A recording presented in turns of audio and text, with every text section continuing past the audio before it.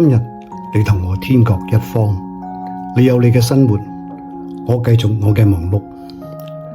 但係假如有一日，我哋真係喺路上面偶然咁撞到，我哋會點下頭問候一下，然後已經唔知講乜嘢好，因為你會發現我已經改變，正如我可能再唔認識你，但係咁其實又有乜嘢關係呢？我只係知道喺呢一剎那，我係想念你。其實乜嘢先至係真實而恆久呢？或者我應該就係咁保存住呢一份渴望希冀，俾我相信世上有一幸福隨手可得，有永遠喺掌握之外。有時激情捉喺手裏面會化為灰燼，反而藏喺心底可以歷久常新。